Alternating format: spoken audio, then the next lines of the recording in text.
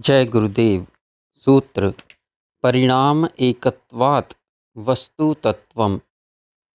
धर्मी में विभिन्न परिणाम होते रहने पर भी धर्मी के प्रति एकत्व की भावना से वस्तु एक ही तत्व है।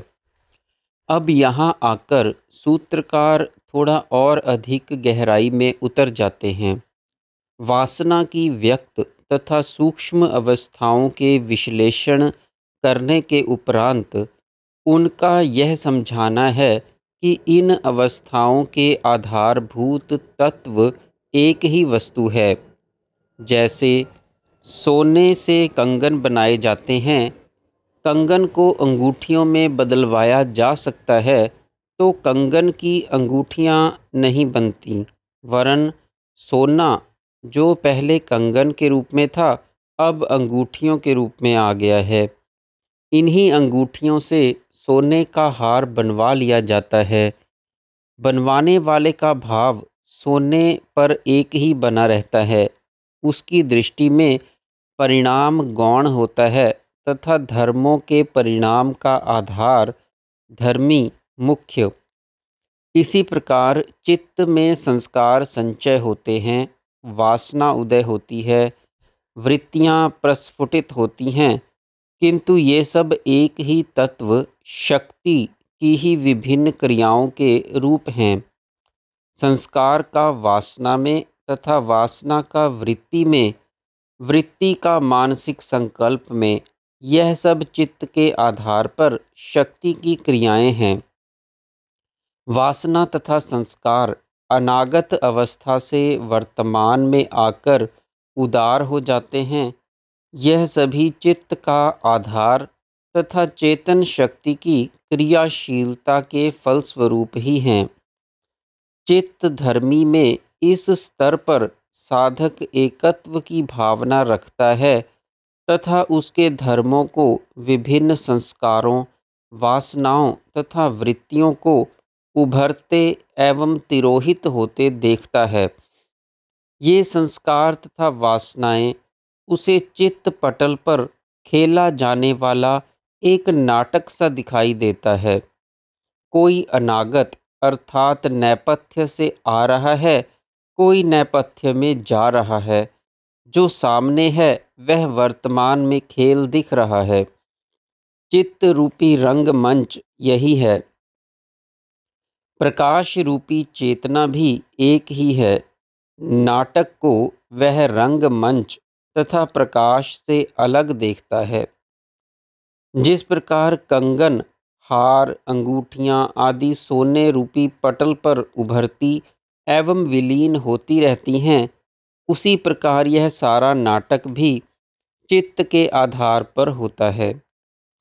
किंतु चित्त रंगमंच की भांति केवल जड़ पदार्थ है। वह अपने आप अपने धर्मों को उदय अस्त नहीं कर पाता। उसके आधार पर चेतन सत्ता क्रिया रूप में वासना का उभारना तथा उसका कार्य हो जाने पर उसे अतीत में ले लेना, यह कार्य करती है। चेतन सत्ता ही जगत में अंतिम तत्व है। वही चेतन तत्व व्यष्टि स्तर पर बीज रूप में चित्त के आधार पर सभी क्रिया करता है।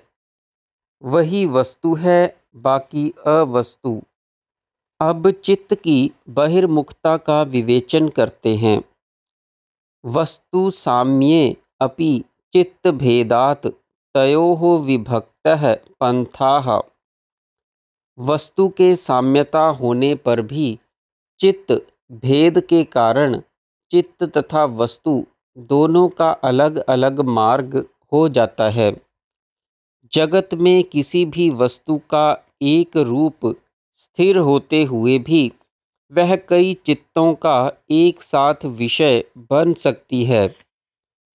चित्त भेद से एक ही वस्तु को देखकर कोई सुखी तो कोई दुखी होता है, कोई घृणा करता है तो कोई प्रेम।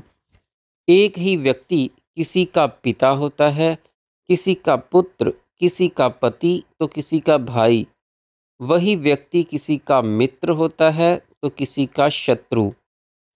योगी चित्त के इस खेल को समझता है।